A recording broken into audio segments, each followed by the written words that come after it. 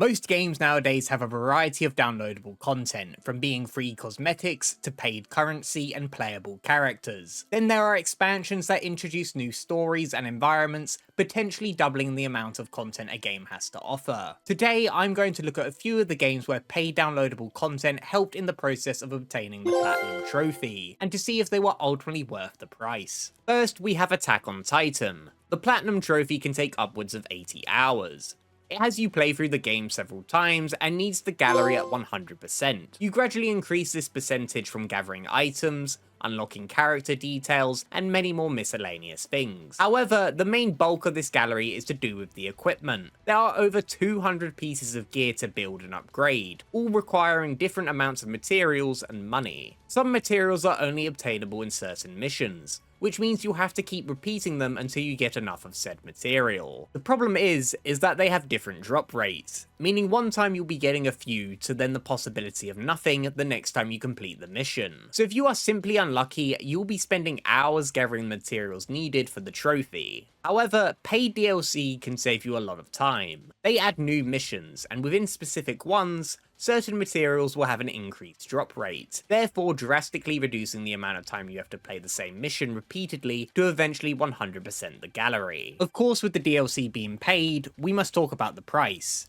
It was £2.49. Not too expensive, but was it worth it? I think what influenced me further for the purchase is just how repetitive the game can get towards the end. Same missions and the same objective, and just the chance of having no materials appear after spending several minutes in a mission can be quite demoralizing. So ultimately, it was worth it because it saved me a lot of tedious grinding. Next, we have EA Sports FC 24. There are many different game modes, from career, pro clubs, and ultimate team. Most of the time, you'll stick to your favourite one, but then there is this trophy. Full wardrobe, unlock 50 different vanity items. If I recall, this is specifically tied to the mode Volta, a street style of football with your custom character. When you completed matches in this mode, you would gradually earn coins to unlock these different items, and you would also eventually get milestone rewards to earn a bigger bonus. A lot of the items are expensive, and gaining currency was a long process. I didn't really enjoy this game mode, and I could have just abandoned the platinum here, especially given some of the other trophies I had to unlock. Anyway, the full wardrobe trophy can be quickly obtained with a paid currency known as FC points, and of course I jumped at this immediately. Given that each item is 50 FC points and we buy only the amount needed, it would equate to around £21. That is a decent amount of money, which could have been used to buy a new game. So was it worth it? Unfortunately, I would have to say yes. However, I am biased in such a question, and that is because I created a video on said game. I never really enjoyed the game mode to play it enough to naturally earn the cosmetics, and speeding up the platinum trophy for a microtransaction was worth it to me. But at that price, it is questionable. The next game might not deserve to be here, but I believe it is worth talking about anyway, and that is Monster Hunter World with its expansion Iceborne. Monster Hunter World is an incredibly lengthy platinum trophy.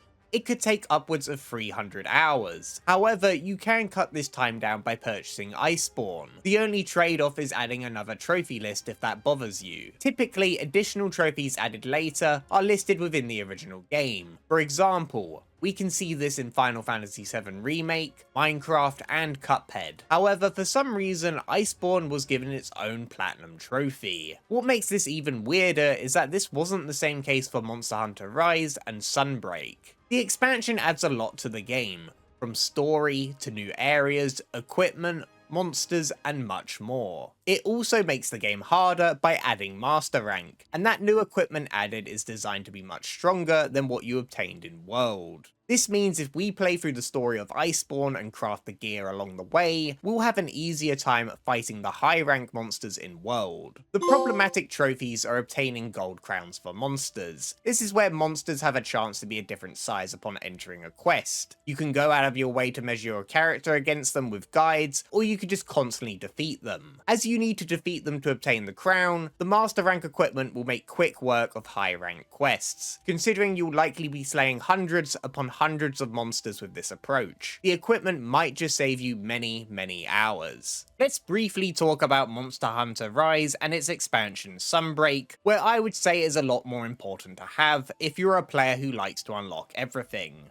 There is a trophy in Rise where you must hunt 1000 large monsters, and there is a trophy in Sunbreak where you must hunt another 1000 in Master Rank. Starting Master Rank sooner will save you time in the long run, as that means you'll be contributing to the original 1000 as you progress the other trophy. So was it worth buying the expansions?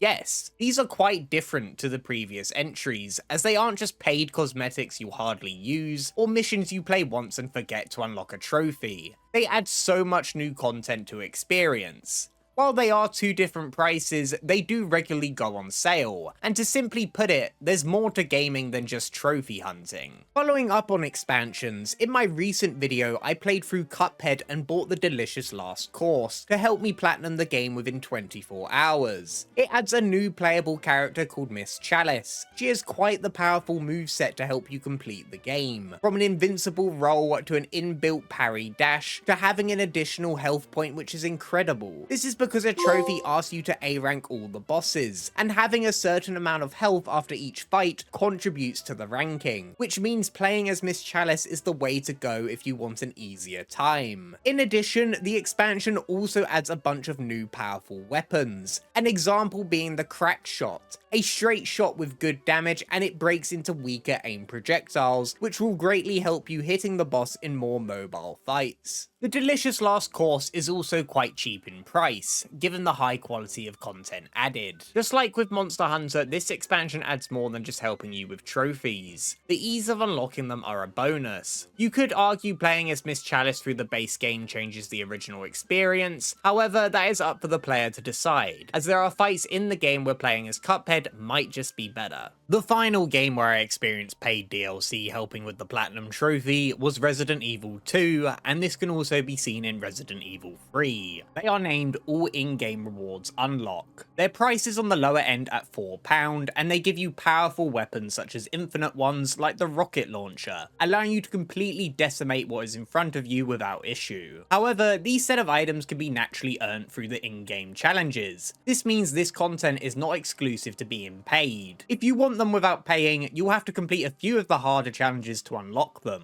Both trophy lists want you to complete the story several times with different circumstances, which can vary from no healing items, a harder difficulty, or with an S rank, though you can lower the amount of playthroughs by combining them. These rewards will completely change the game's difficulty from a challenge to simple. In Cuphead's experience, it can still be difficult while playing as Miss Chalice. It is up to the player if they want to experience the hardest challenges or just breeze through it with the rewards to unlock the trophies. For example, if you purchase the DLC in Resident Evil 3, you are automatically given the game's hardest mode, Inferno. Normally, you would have to unlock this by playing through the previous difficulties first, and because the trophies say to complete the game on said difficulty or higher, you could be saving yourself several playthroughs by playing Inferno through the DLC. However, playing on the hardest mode as your first playthrough does not sound like a great time. Given that you can unlock these rewards without paying, is the DLC worth it? No and yes. This one is hard to answer because it is cheap, which plays a factor. Yet you can save the money because you can unlock them naturally. I ended up purchasing the Resident Evil 2 version as I had already done several playthroughs, and once again it was part of the video. Perhaps I should have given hardcore a try before using the infinite weapons, as challenges within the franchise are common in each trophy list. So how would you unlock them? You do this by completing either Claire or Leon's story on hardcore with an S+ rank, which is either 2 or 2.5 hours depending on the scenario you play. In addition, your saves are limited to 3. Yet while you might make a playthrough or two much easier after unlocking them, the trophy list never asks for an S+ rank anyway. In conclusion, I am biased due to creating these platinum trophy videos. Paying a little extra to a game to save a few hours can be worth it for me, so it might not be worth it to you. The prices shown are also their standard value, meaning you can probably buy them for cheaper if they were to go on sale. DLC is obviously not built with trophy hunting in mind, but it does ask the question of whether in the future, companies might try and cash in on this niche. If you could simply unlock a trophy or make it significantly easier for a small fee, would you? Or perhaps you've already done this in a game I haven't talked about in the video. Feel free to let me know in the comments section. Thanks for watching.